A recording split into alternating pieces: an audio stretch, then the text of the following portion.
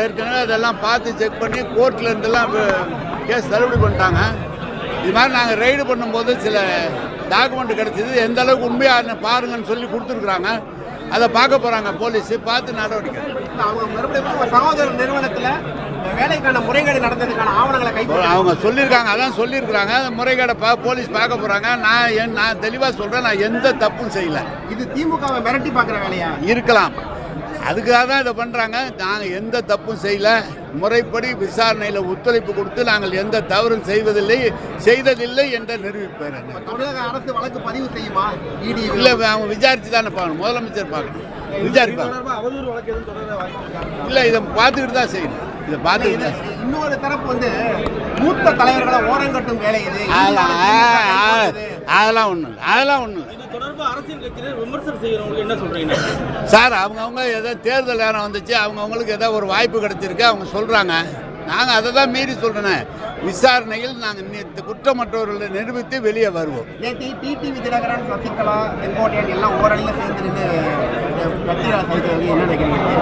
நாங்கள் என்ன நினைக்கிறோம், அவங்க ஏற்கனவே ஒன்றா தானே இருக்கிறாங்க.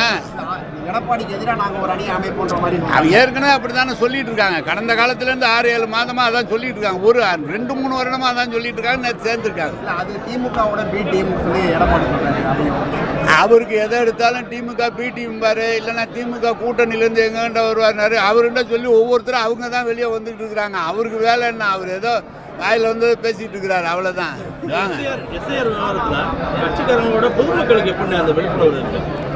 மொத்தம் பொதுமக்களுக்கு அரசு அலுவலர்கள் 2543 அரசு அலுவலர்கள் ஒவ்வொரு பூத்துக்கு ஒரு ஆள் போட்டிருக்காங்க.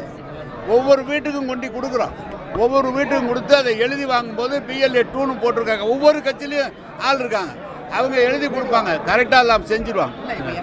நீங்கள் கூட பேசுகிறப்ப வாக்காளர்கள் ஓட்டை சரிபார்க்கணும்னு சொல்லி பேசுனீங்க. எஃப்ஐஆர் நல்லது தானே? திருப்பி ஒரு முறை சரிபார்த்தா இல்லை, எது வரைக்கும் நல்லது? ஒழுங்காக இருந்து இறந்தவங்களை நீக்கினா வேற ஊருக்கு போனால் நல்லது.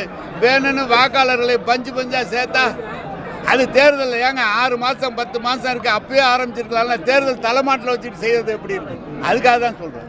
நீங்க டயா பூஸ்டர் சுகருடைய ரிமோட் கண்ட்ரோல் இனி உங்க கையில. அனைத்து மருந்து கடைகளிலும் கிடைக்கும்.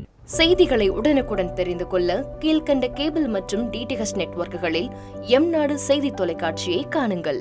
பாதகம் செய்பவரை கண்டால் நாம் பயம் கொள்ளலாகாது பாப்பா. மோதி மிதித்து விடு பாப்பா, அவர் முகத்தில் உமிழ்ந்து விடு பாப்பா. அண்மை செய்திகளை உடனுக்குடன் தெரிந்து கொள்ள இணைந்திருங்கள் எம்நாடு தொலைக்காட்சியுடன்.